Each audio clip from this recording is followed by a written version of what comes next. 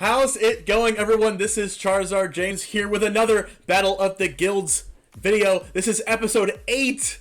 We've already done 8, I can't believe it, with Gruul. Now, we are playing a Gruul Aggro, Gruul Adventures list that are similar to last time, but I really like this deck, and I hope you really find these matches interesting, and I hope you find them very valuable for yourself as well. And if you find any value in this video whatsoever, please smash that subscribe button and hit that like button for me as well. It really does help grow this channel. My goal is to reach 1,000 subscribers by the end of 2021, and each and every one of you will really help a lot to do that. You get one at a time, and I do value every single one of you. So with that, I'm going to go ahead and go in the deck list. It's pretty self-explanatory if you've already seen Gruul, but I'm going to explain some of the cards as well if you have not seen this type of deck before.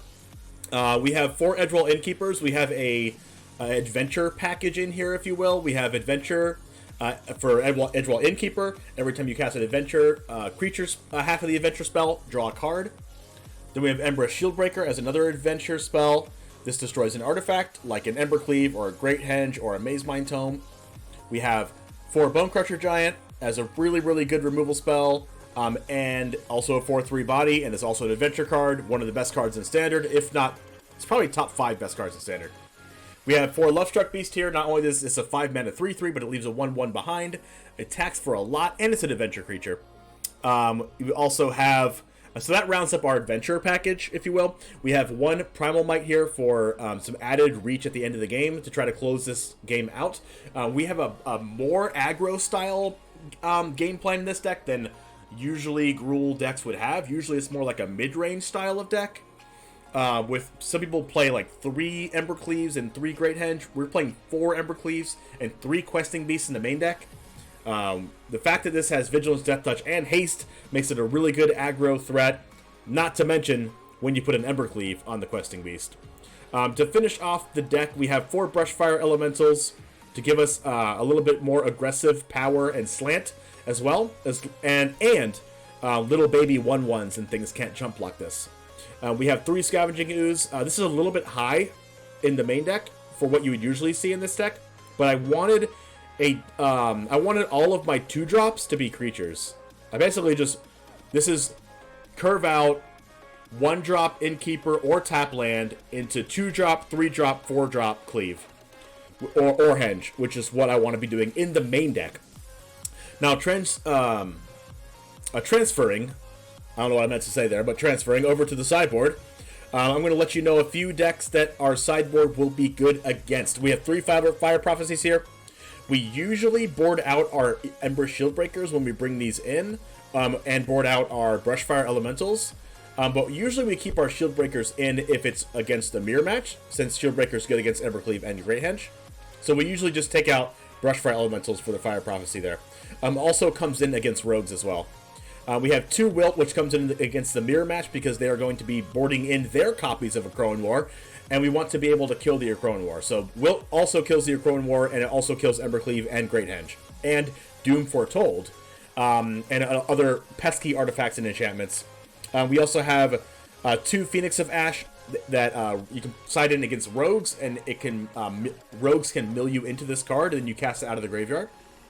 And then we have 2 Ox of Agonis for the same reason, but also it's good against like the Rakdos mid-range decks and maybe even the mirror match as an additional value card later on in the game.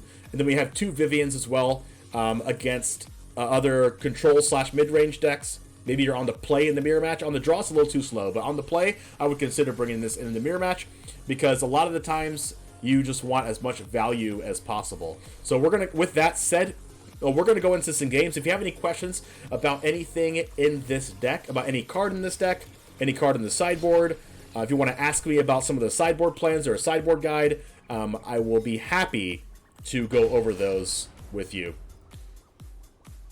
So let's go ahead and get into our first match. I'm going to look to play a couple matches, if not 3, depending on how fast they go. But this is probably my favorite deck in Standard. I don't like playing with Rogues. There's also a Selesnya Selesnya counters deck that I really like playing as well. that we found out in episode 7 of the Battle of the Guilds. Let's go ahead and play first. Well, speaking of the devil, there's Aluris.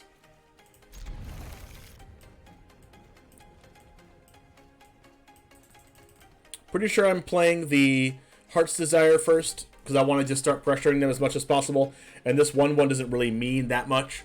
If I just put Edgewall Innkeeper out, they could have Bloodchief's Thirst to kill it.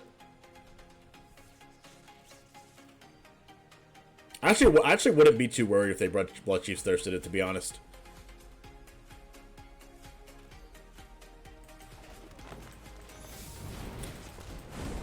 So we're going to go turn 2, Brushfire Elemental, and then we're going to go turn 3, play Fabled Passage. Ooh, they bolted this. Wow. I could play 2 Innkeepers this turn, just to draw 2 cards off the Lovestruck Beast.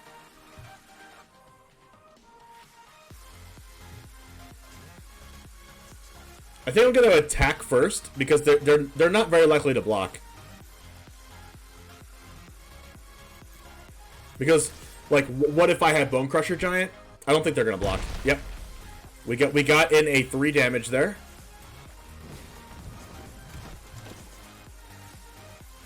Yes, I'm about to hit Diamond. I'm currently, it's the start of the season, so, and I haven't played that much, but we should be hitting Diamond soon.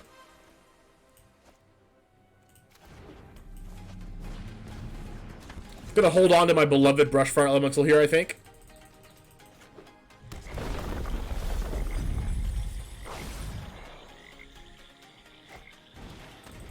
Oh, we did call the Bloodchief's Thirst on turn 1.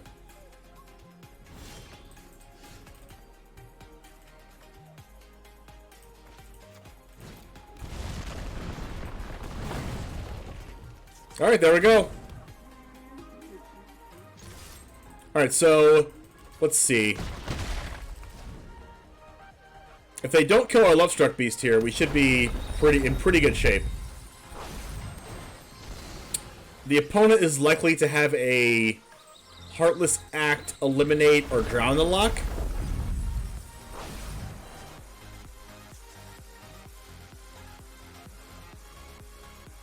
They can also have a Flash Blocker.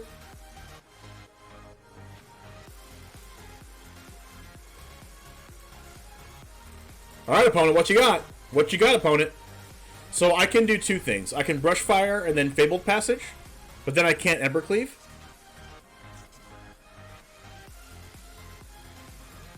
But if they play Sorcery Speed Removal Spell here... Oh, they killed my 5/5. So now... Wow. So now I kind of want to play this Mammoth now.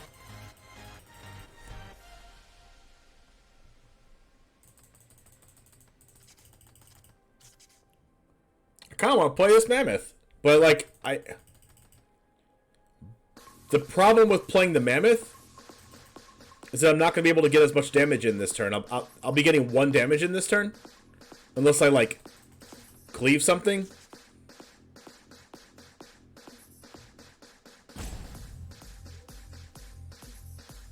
Do they even block? If I play a red mountain right now, do they even block? I guess we'll find out. There's no way they block this, right? No way they block.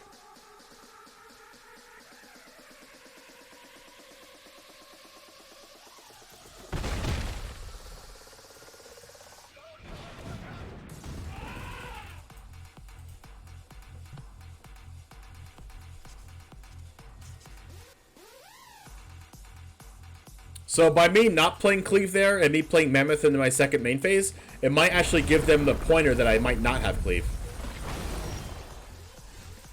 Oh.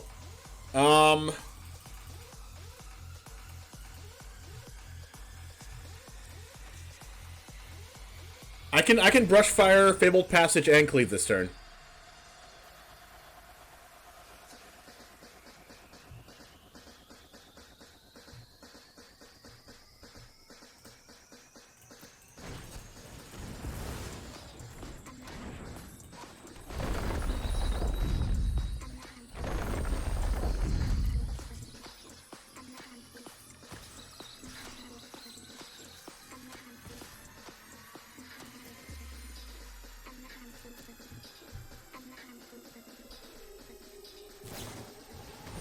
Alright. This might be lethal.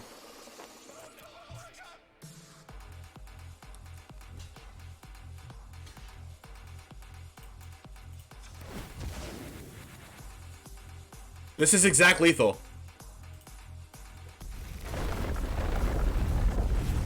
No way, it's not exact lethal. It's exact lethal if I didn't hit the land drop. But since I got the land, it's way over lethal. They're super dead.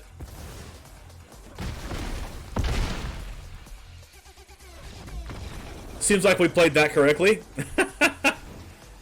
It turned out that sandbagging the Brushfire Elemental was very good there. Alright, so the last time I played this matchup, I just need to make them have it. I guess I just need to make them have it, right? And the only things that are good here is like Ox, Phoenix, and like Fire Prophecy. I don't even know if I want Vivian.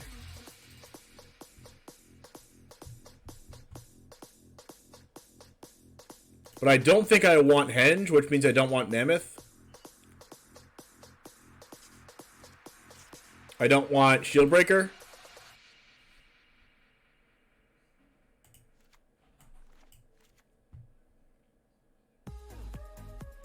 What if I do something like this?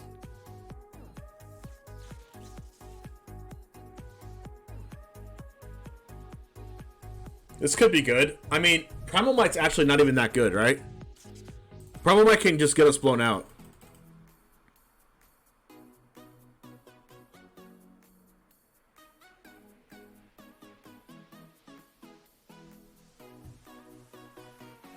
I almost never want to cast Primal Might against rogues.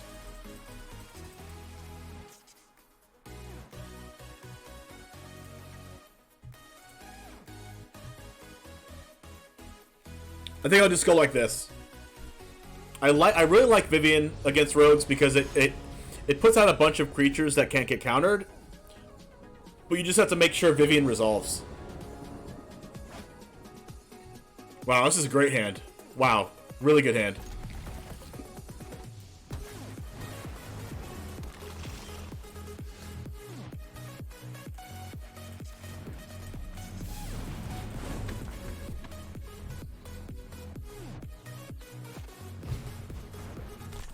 Double crab? Alright, okay. This might be the beginning of the end, chat.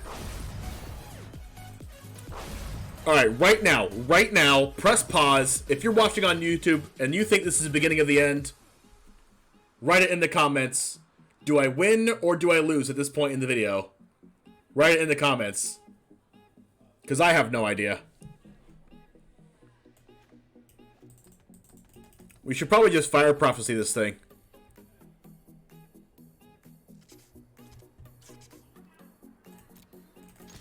No blocks. Alright, we're gonna get to Bonecrusher this thing.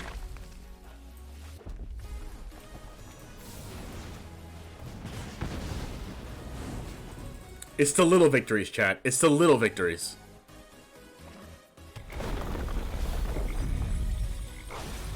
Stop milling on my cards.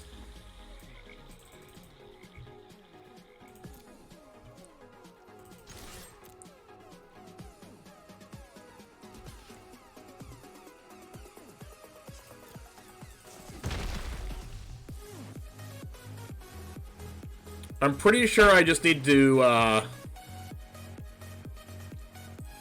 pretty sure I just need to cast a Lovestruck Beast this turn.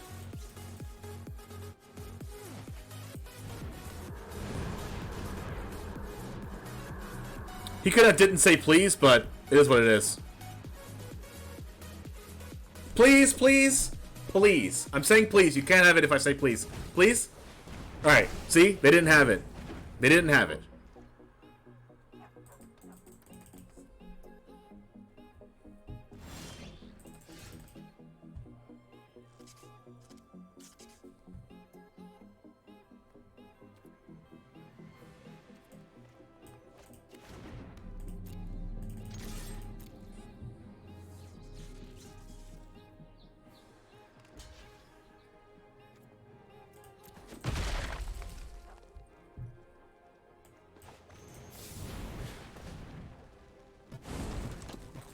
Okay. Alright.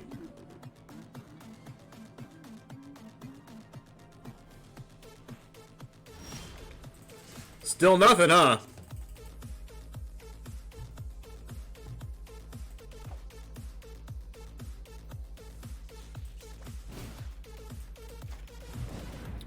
Counter me.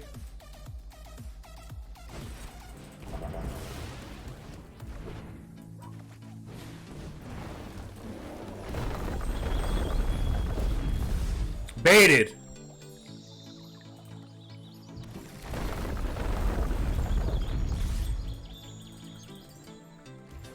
Get rid of your crab anyway.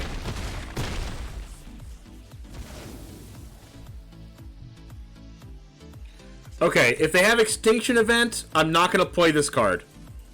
It's because they could go Extinction Event for evens, and then I'll be left with this, and then I won't have a 1/1. So I'm keeping this Lovestruck Beast in my hand.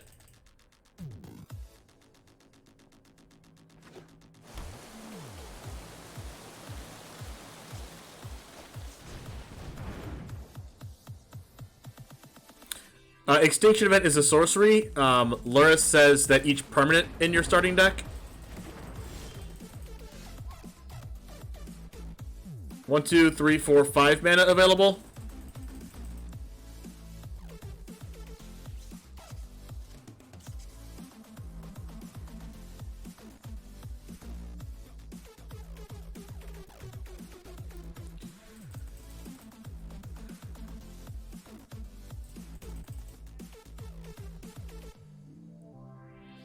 I think I just go Brushfire into Lovestruck.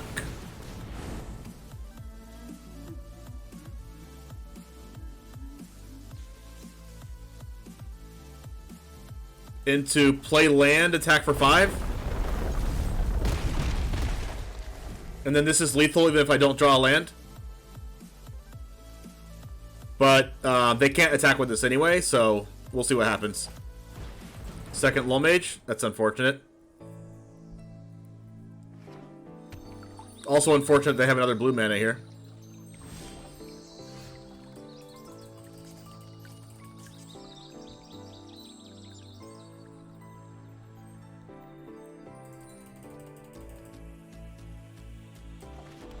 I guess I just have to go for it with this Brushfire.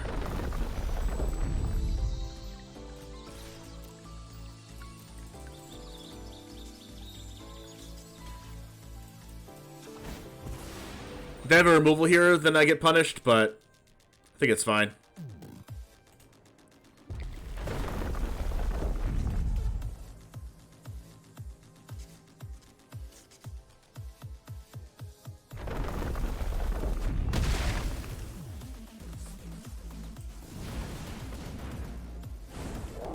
Kind of wishing I had that Primal Might now. But let's see. They might get the Lurrus to their hand and pass. Hopefully they don't draw another form of interaction. They've already drawn 2 Lull Mages. Wow. That's really bad for us. Like, really, really bad for us. Okay, we kind of have to draw Cleave, right?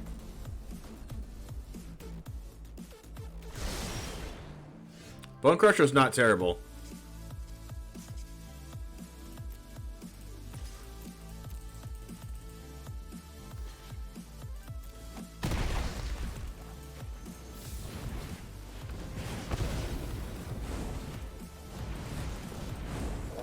Alright, so you're saying there's a chance.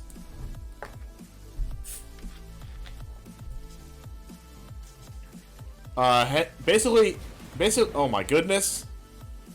Back to back into the story. Okay, this is how you know we've lost.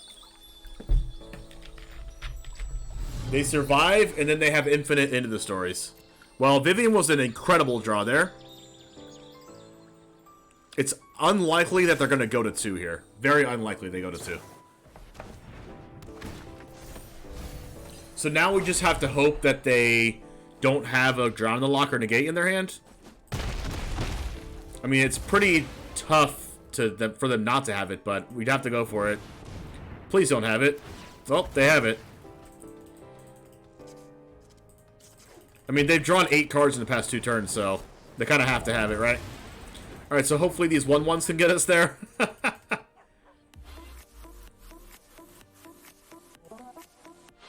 They had double Crab, negate Drown, double Lull Mage, and then double Into the Story.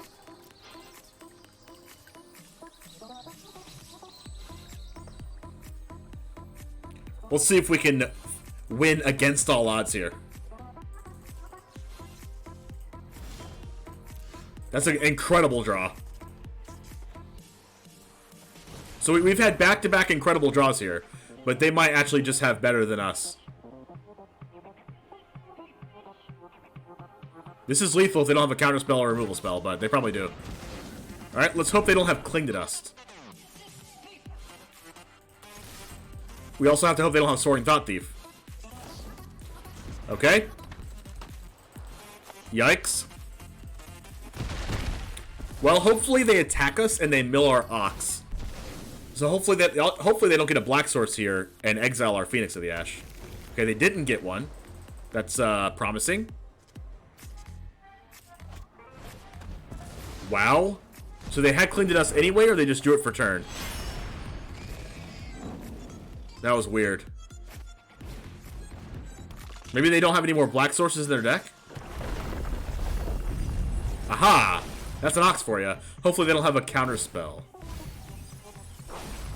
Or another Cling to Dust. Actually, they do have Cling to Dust right there. That's really, really unfortunate. They have a Cling to Dust in the graveyard that they can actually cast. Whoa, they didn't do it?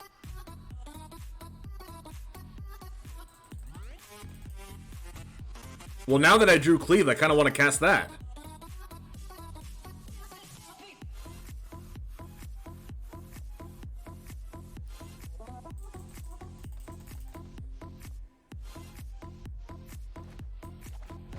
I think it's too risky to cast Cleave.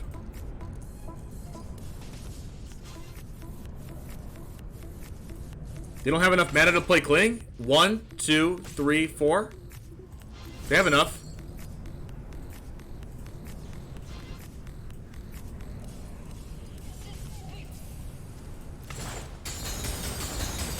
It's 4 mana. 3 and a black.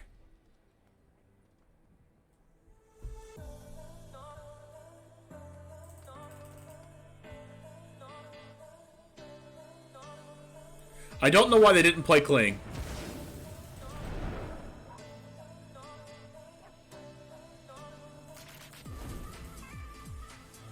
Well, now they're going to.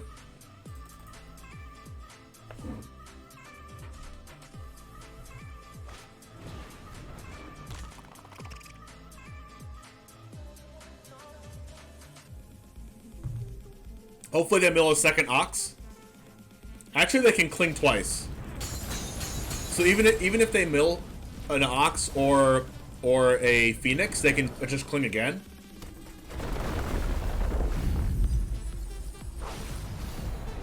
All right, so since they milled a Phoenix here, they're just going to use Cling to Dust again. Yeah, we're probably way out of it now. Cling was very, very powerful in this game.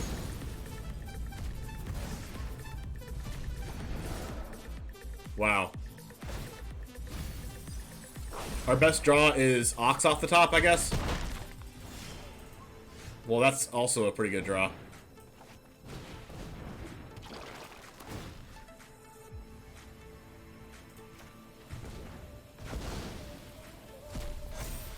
The next episode of our Streamcast podcast is tomorrow. It is, well, at the time of recording this, it is tomorrow, January the 9th on a Saturday with Alias V at 7 o'clock p.m. Eastern.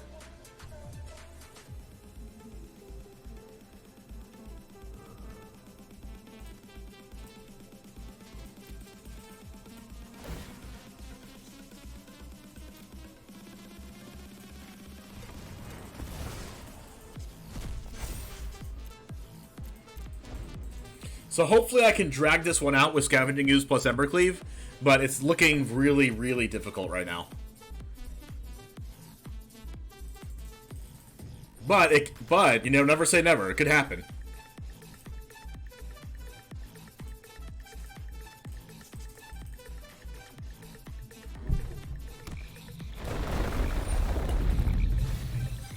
Alright, Mill and Ox, let's go.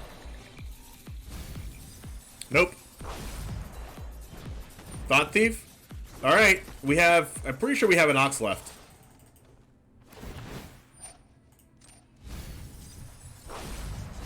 We do have an Ox left, but we will draw until we have one card left in our deck.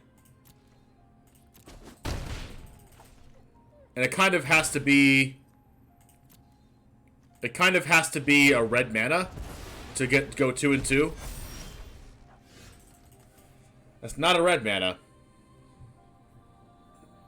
What do we have to do to win this game? We have to make them block with Thought Thief? I actually don't think we can cast Ox. I think we might just lose.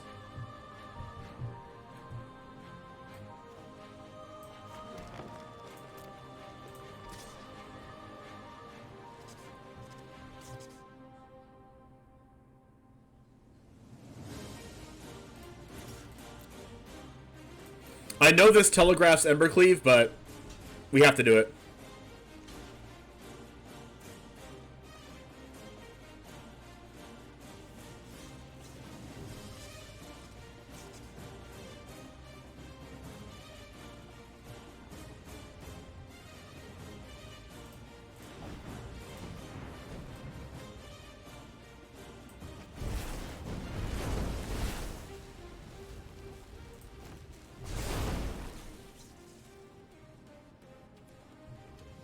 I need to stop after first strike.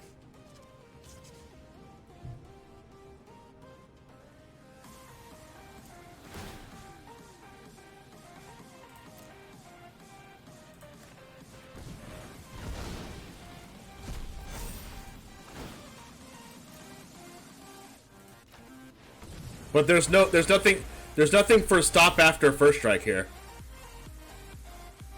Stop after damage?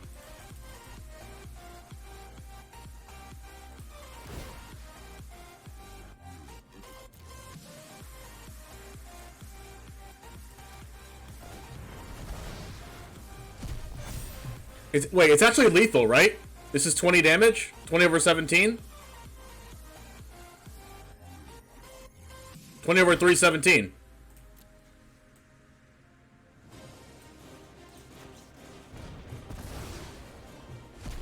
This is lethal anyway.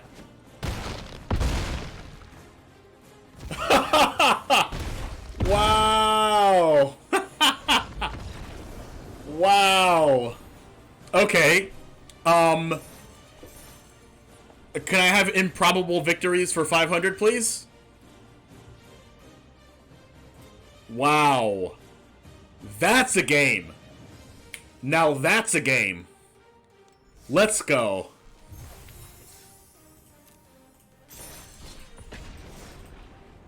On to the next one. That's what you like to see.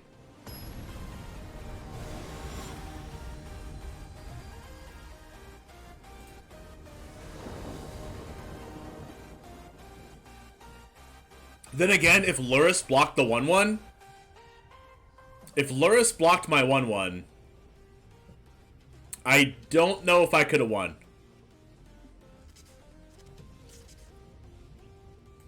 But it's fine, we take those.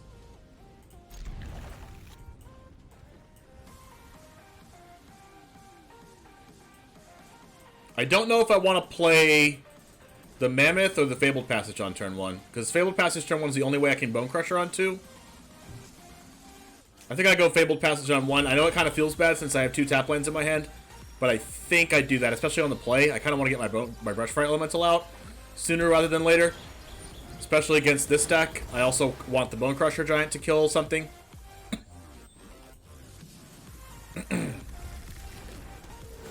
So I don't know whether I should Bonecrusher this, or just play the Elemental, or just play Mammoth tapped. I mean, I should probably play Bonecrusher on that.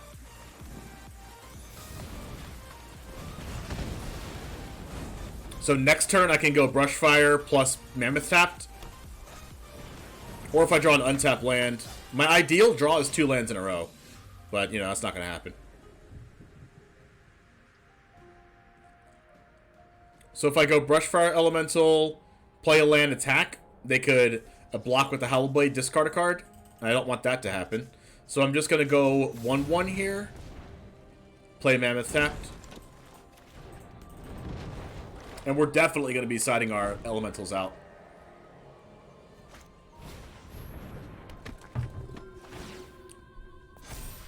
Well, this is unfortunate for us.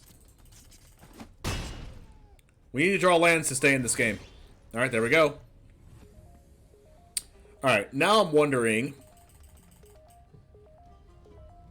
Alright, we should definitely just play the Lovestruck Beast here to be able to cast our Henge. And then also we can cleave next turn if we do this as well.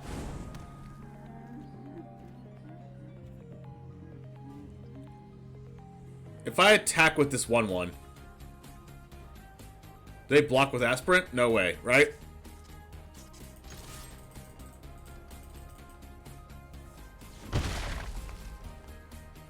I'm not blocking with the 1/1 anyway. Another Luminarch.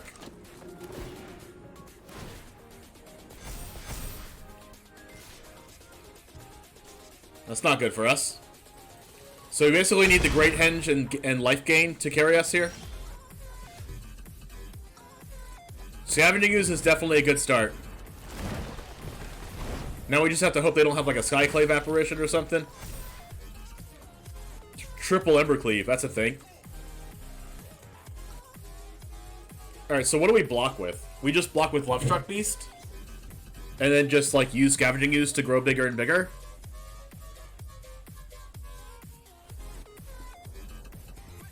We have 6 available mana next turn. If we attack them...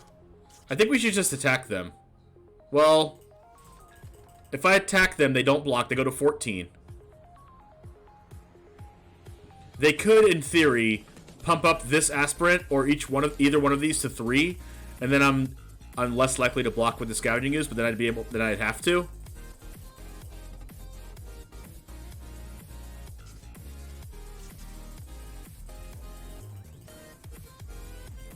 I think I might even have to attack with this 1/1.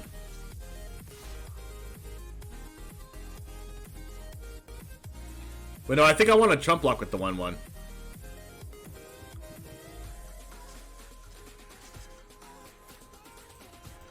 Because if I leave the Lovestruck Beast back, I think they might even put the Howled Blade to an 8/6. The Howled Blade is a big deal. Big deal. Especially because I just can't deal with it. The good thing for us, though, is that it doesn't have trample or flying, at least yet. Like, there's no Maul of the Skyclaves yet, so that's actually really good. I mean, it isn't a 1/1. But it does allow us to cast Embercleave.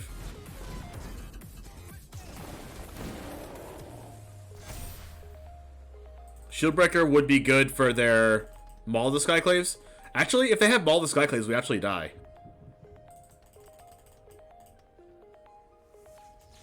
Because they go, this becomes a 10 power, and then they go 11, 12. But then we have 2 life gain off the Henge.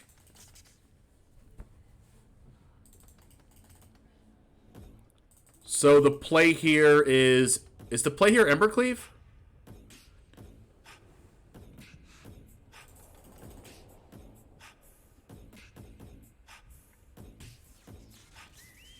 It might actually just be Embercleave here.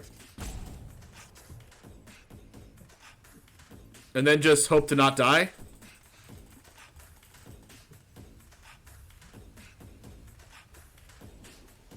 Do we die on the backswing?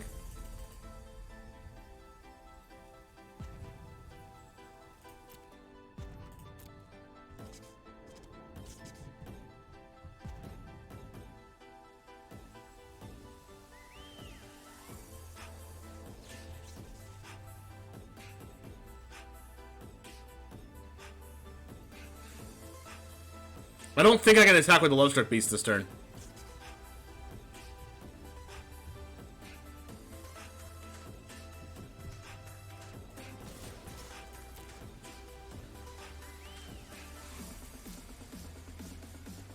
I also didn't do the math of 14 here. So, like, if they don't block, I could just have lethal. I don't know if I can or not, though.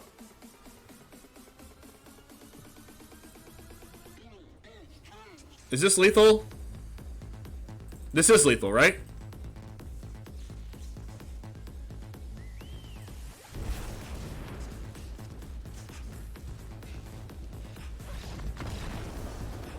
Wow. Because I Embercleave this and pump the ooze, and that's exactly 14. Improbable wins for 600. I'm just gonna keep upping it every time. It was this is 10, and this is 13 plus 1 mana here for 14 because I can exile this outside of Life's Bounty. I think we want Wilt. Well, we want a Crow and War. That's 1,000,000% sure. We want Soul Sear. We want Fire Prophecy. We want Vivian because it makes Reachers, and I even think we want Wilt. Embercleave is a little rough in this matchup since we're not likely to be racing them, but Embercleave is still like kind of valuable. I don't really like Questing Beast because it can be blocked by that other thing, and I don't like Brushfire Elemental either. We have one more card to cut, and it's probably going to be this Scavenging Ooze here. That's perfect. Nice. Nice. Exact lethals all day.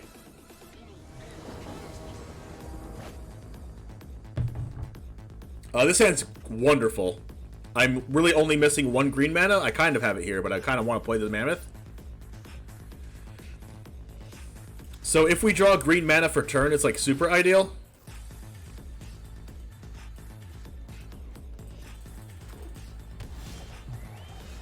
I cannot attack with the 5/5 if I play the Embereth Shieldbreaker last game because it requires a 1/1 to attack with Lovestruck Beast. So we're definitely playing this tapped this turn, I think. Actually, no, I'm going to play this tapped. I don't really need this right now. It guarantees our 4th mana, which we want 4 mana anyway. We have the green mana for Ooze, and I don't want to be playing a tap land anytime soon. This is good. We just get to Bonecrusher this and play around a protection spell. Like they could technically have like Kajuru takedown if we wait there, so might as well do that in sorcery speed. Heliod. So we're playing life gain. Interesting. Soul Sear actually makes it so that we can kill the Heliod, which is really good. I think I'm gonna go Scavenging Ooze this turn and exile the Luminarch Aspirant.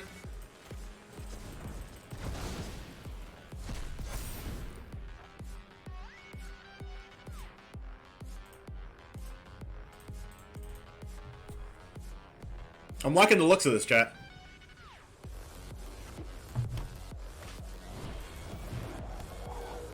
That's an L said.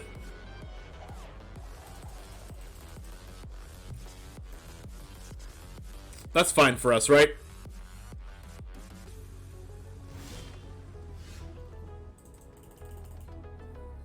I mean, we could just attack.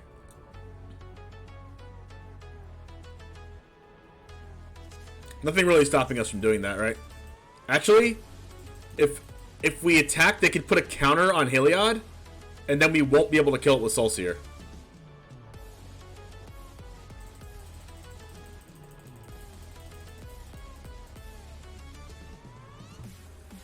But I think we can deal with that, right? Because we can just block the Heliod and then Soul Sear after blocks to kill it.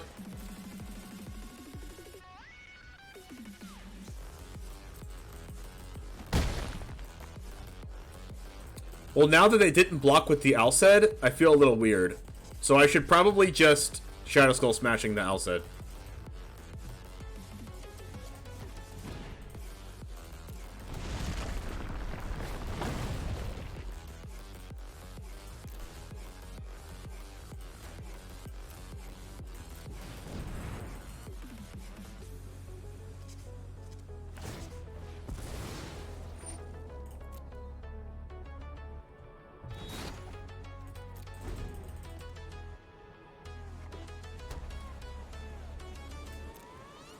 Alright, exile this. Now they're in a weird spot.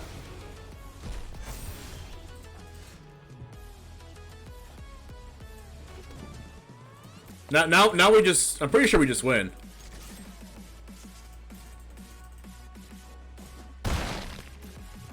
We don't have to do anything for the rest of the game, basically. We just do this and leave up Bonecrusher Giant.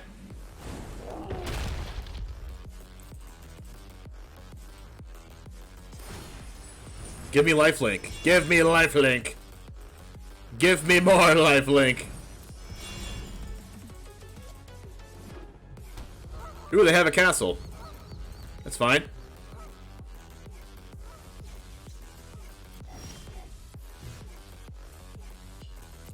When they make a castle, when they make a token with castle, we'll just Bonecrusher it.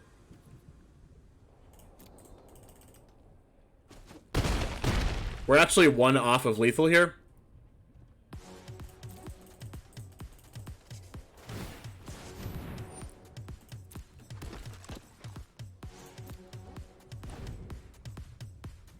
Since I have double Bonecrusher Giant, I will wait. If I only had one Bonecrusher Giant, I would kill this on my end step.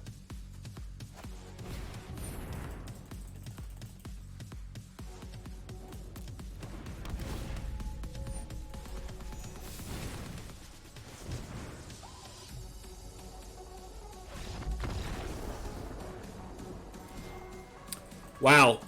Pretty good. Pretty good. Up to diamond. Up to diamond.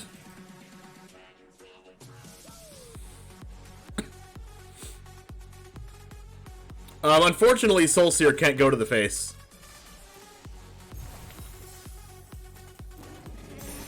Alright. The last and final match. Let's see if we can go 3-0. Let's see if we can go 3-0. The other 3-0 deck lists out of the Battle of the Guilds decks, out of the 8 that we've played so far, have been, we went 3-0 with Azorius Control, and then we went 3-0 with Selesnya. Selesnya counters. So if you want to see the 3-0 decks out of the Battle of the Guilds so far, make sure to check out those decks. And they will be in my playlist section as well in my YouTube channel. Alright, we're on the play. Great hand.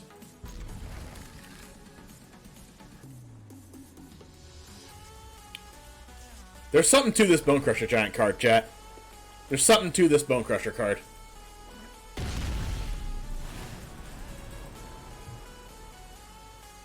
So if we don't play this Mammoth tapped this turn, actually, if we don't play this Mammoth tapped this turn, that means we're not guaranteed questing beast on turn 4, but they just played a Rogren Triumph, which means they might be playing a control deck. But they're not playing Yorion. So I'm a little confused. But I think I need to be aggressive and play this Scavenging Ooze. And then next turn, I'll play the Mammoth. We've been trying our best today, that's for sure.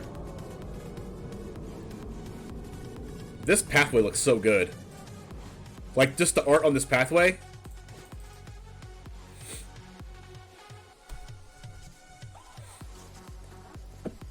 Excuse me. Ooh, Fire Prophecy. I'm pretty sure I'm playing Mammoth next turn, unless I draw... I don't know. This actually makes me want to play the Mammoth tap since we have double Questing Beast, but I think we're going to play the Mammoth as a creature. I just need to keep the pressure on and make them have more of these Fire Prophecies.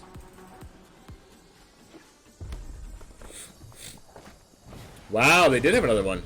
Now we just have to hope to draw lands. If I don't draw a land, I'm going to play the Bonecrusher Giant as a 4/3. Alright, so that's kind of a land that I wanted. That's a land. I mean, that's a land. That way we get to play our Questing Beasts back-to-back turns.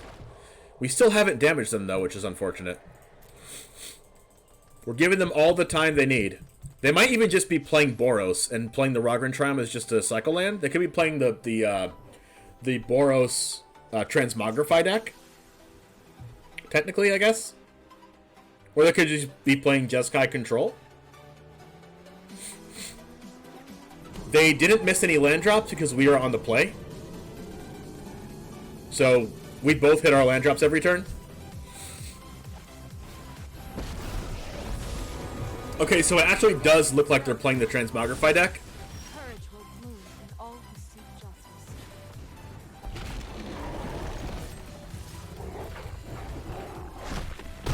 Unfortunately, they're gonna be able to get like an Archon out of the deck, the thing that makes 2 1/1s that makes everything a 3/3. I'm pretty sure they're playing that if they're playing Boros. We have a way better chance against this deck post board than we ever will in game 1. Main deck of Crone War. That's unfortunate.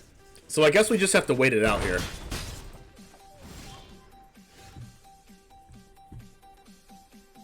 So we need a red source for this anyway. We have to wait it out for our Questing Beast to come back to us, basically.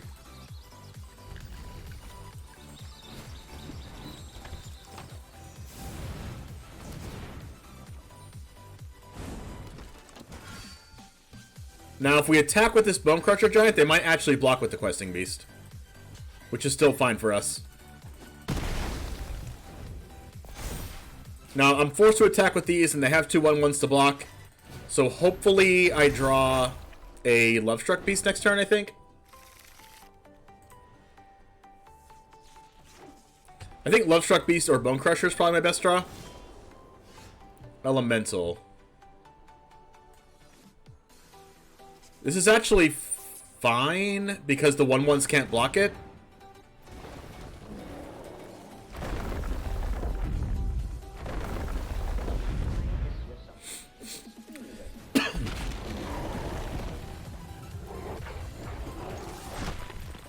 So I'm forced to attack with all of these, but they're taking 7 down to 5, and then Questing Beast will leave them at 1 next turn, because they're not going to gain the 2 life from Birth and Bleedus for another couple turns.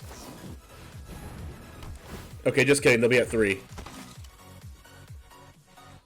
So good thing that the Brushfire Elemental and the Questing Beast get through these 1/1s. So if I draw a land, I think I have lethal next turn if I draw a land, unless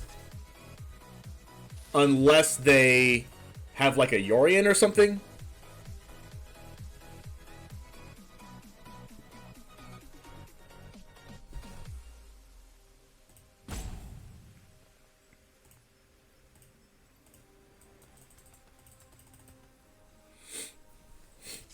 Oh yeah, actually, yeah, 100%. The Crone War on their following turn was going to kill my Rushfire. But, so Questing Beast is probably just going to have to go the distance.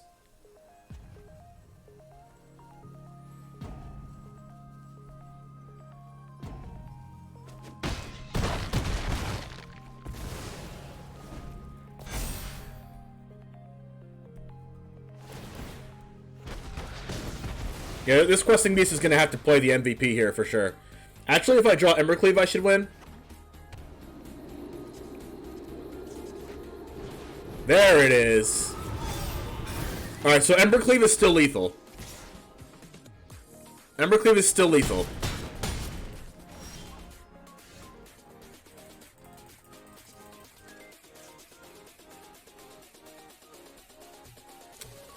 Well, it's unfortunate.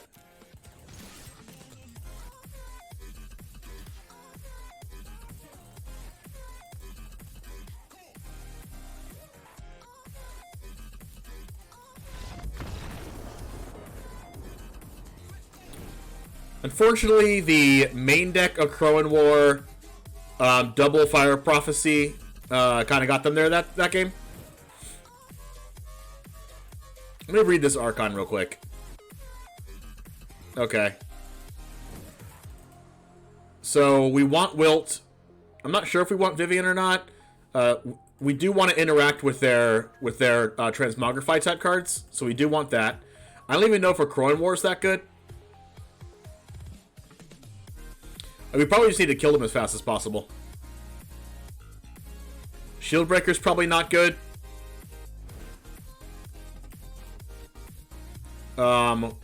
Let's see. Cut a couple Mammoths.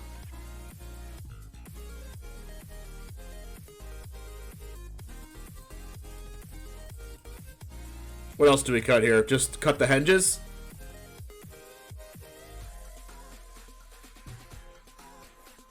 Actually, Scavenging Ooze is probably a little weird here. We do want to kill them as fast as possible, so having a creature on turn 2 is very valuable. Cut 1 Ooze and 2 henges.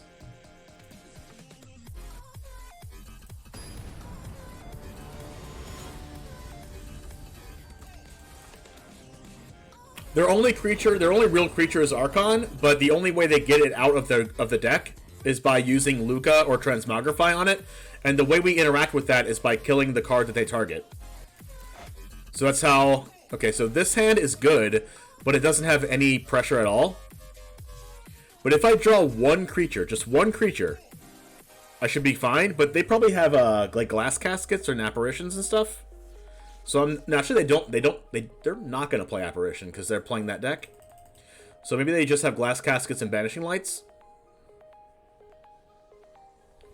But I think I need to mulligan for a more aggressive hand than this. This is great.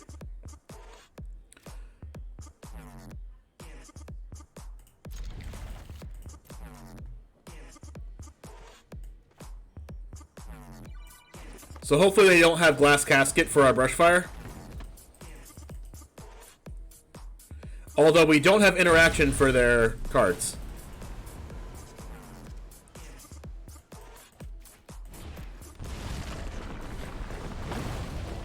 Alright, so I need to draw another land.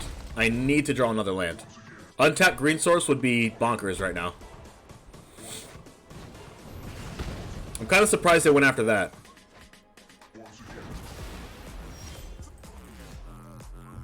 Okay.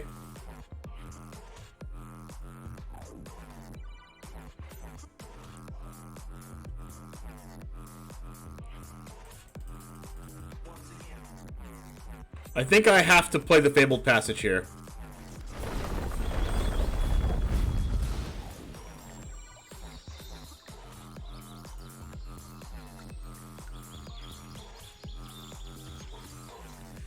Do I get a red or do I get a green? I should probably get a green.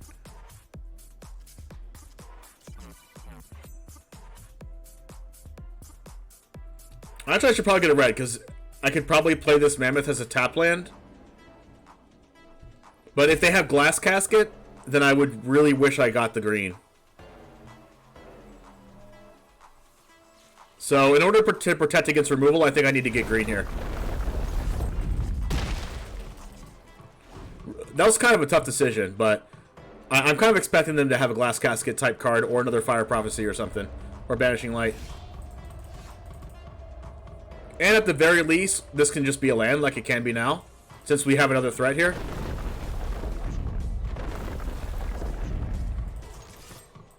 But unfortunately, because we did this, we don't have double red for Embercleave. I think I want to keep my Bonecrusher in hand, because they could go Omen, and then they could go Transmogrify, and I need the Transmogrify. I need to Bonecrusher the Transmogrify target.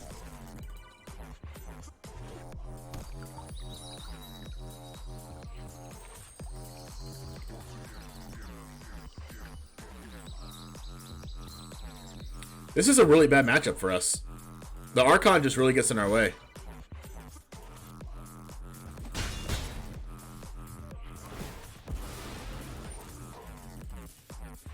So by this point, they probably know I had Bonecrusher, but they kind of need to do their thing anyway. Okay. Not falling for that. So it's really, really good that we draw a red source here. Now all we have to do is protect against the Archon. Like, I could Embercleave here, but that's not worth it.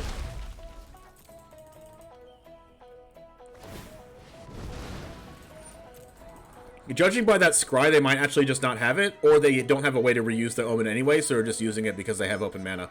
Double top. Unfortunate for us, for sure.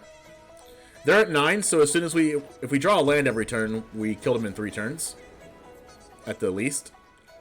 Hopefully I kill them in 2 turns. There's the Luca. This is why we kept Bonecrusher in our hand the whole time. They minus on the 1/1, and then we hit the 1/1 in response.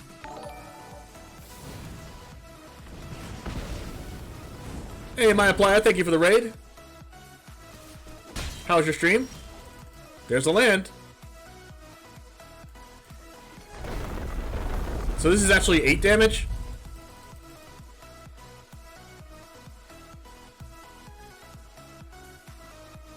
I think I need to kill Luca, though.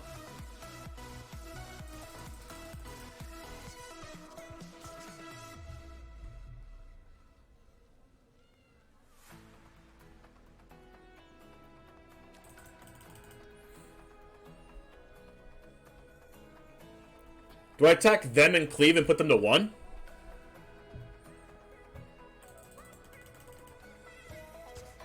To put them to 1.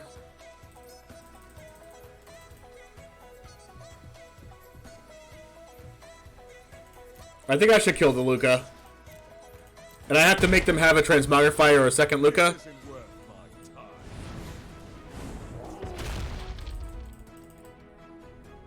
But odds are they don't have it.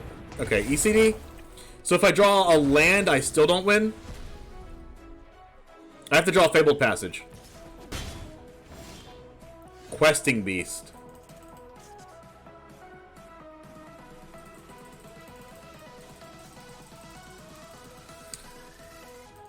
Okay, so I think I win. I think I can win if I just cleave the Elemental now.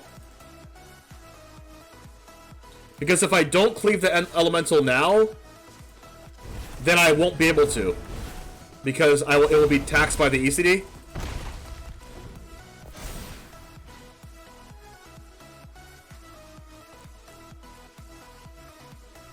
And this means if they have a second ECD to exile our Embercleave, then we can still win because Questing Beast plus 1/1 Elemental is 5 damage.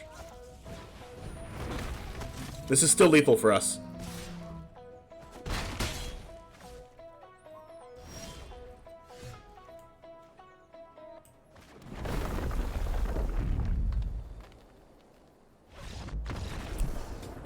There we go.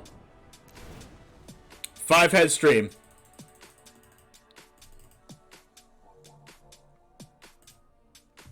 Now we know they probably don't have Glass Casket.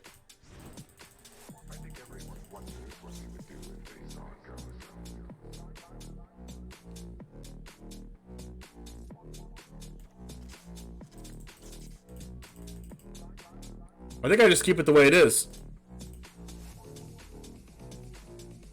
Primal Might is actually not good here. Well, actually, Primal Might is good because it kills the Archon.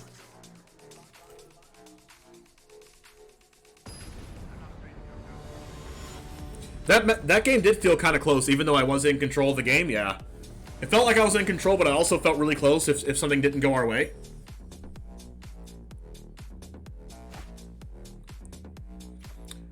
I think we keep this, like, any hand against these 1/1 counters decks, or 1/1 tokens that with Questing Beast and Brushfire Elemental, we should be in a good spot. And we have a Wilt, and we have an Ooze as well to protect against the ECD, and they mulliganed. The only thing unfortunate is if we don't draw a land for the next couple turns, we could be in trouble.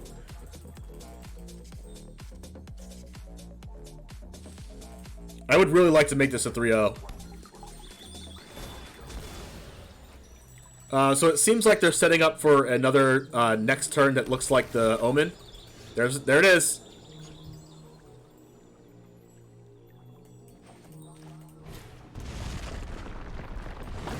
So if they're setting up for another Omen turn, we should be fine. And we do need to draw a 4th land now. I mean, any adventure creature would be really good too. But we have the tools to win here. It's just a matter of if we can draw lands and how good their hand is. Wow, they're not exiling the Brushfire. Really interesting.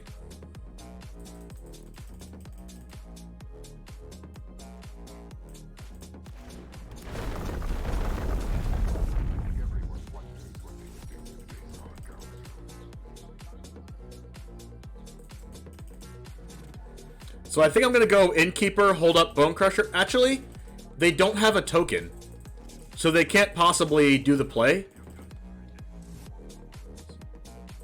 So I should probably like Ooze and Innkeeper this turn.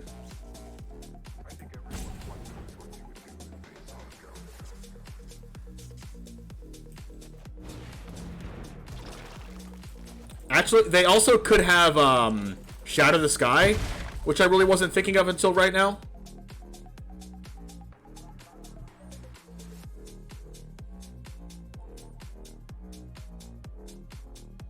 But we do need to draw a land at some point, so hopefully I don't have to cast this Bonecrusher as a 4/3 just to try to draw land.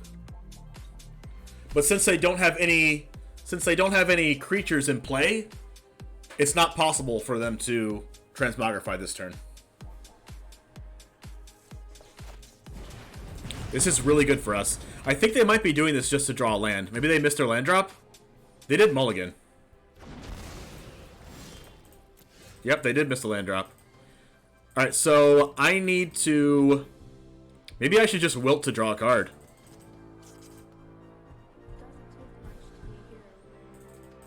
I should just Wilt to draw a card. I need to hit my land drops. Okay.